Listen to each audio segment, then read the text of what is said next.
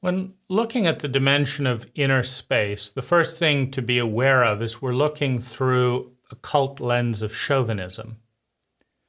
Because in the American cult, if I say that I have lifted my depression from a 20% depression level down to a 0 depression level, and I had this thought, I had this feeling about it, this is not considered as important or newsworthy as the fact that the neighbor just got a new Ferrari.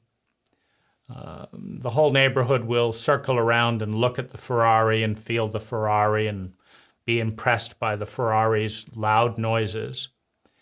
And what this is representing is that an ecological form of sustainable well-being that is far more intelligent than needing to go out and spend $300,000 to get a similar feeling of feeling good, is not recognized as having rank within the chauvinism of the cult. It's just not recognized. And so in that context, the message is that the inner world, that the feminine domain of the psyche doesn't matter. However, despite the fact that in a chauvinistic cult, there will be far more attention to the Ferrari than the quality of someone's face or presence.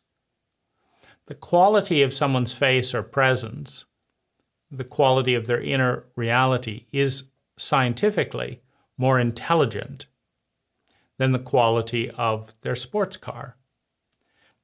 I mean, you're in a neighborhood. I mean, how exactly is the well-being of your community going to improve because the loud mufflers of a Ferrari wake people up at 6 a.m. when you go to work? That money is putting CO2 into the atmosphere as opposed to a $300,000 could plant 300,000 trees and make the entire history of your family carbon neutral. The trees could provide shade, wind buffering, etc. So on a purely scientific level, working with inner states for little or no cost is substantially more intelligent than buying adrenaline with $300,000 that is in many ways produced by the advertising cult. Because does it really boost happiness to have a loud, obnoxious engine rather than a quiet electric engine? Does it really boost happiness to be low to the ground where you can see fewer things rather than up higher and have better view? Does parking and being anxious about hitting something and theft and keying really add enjoyment when the more expensive your car, the more you have to protect and fuss with it, and then the higher insurance? Many of these, like Ferraris, are not very safe cars. And then they consume more gas and more maintenance to keep your car perfect, and then a special parking. So all of this tends to create a technically inferior life that is compensated for by a brainwashed cult that will give you more attention for doing something that isn't very intelligent. So we all want attention, and we all want praise, and we all want validation, and we all want people to respect us. So it's up to the intelligence of a cult to value and respect the things that are actually intelligent.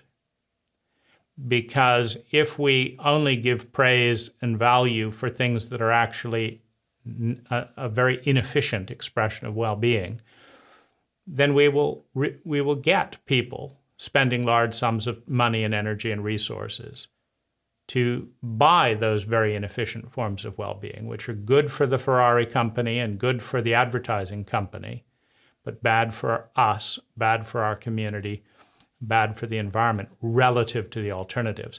So inner space is the most intelligent space that is neglected in Western cults. So, bringing visibility to the inner space is one of the most important things, making the inner world visible through sharing meditations, sharing dreams, collaborating on lucid dreams where you can have adventures together in night space, bringing gifts out of the inner world into the outer world.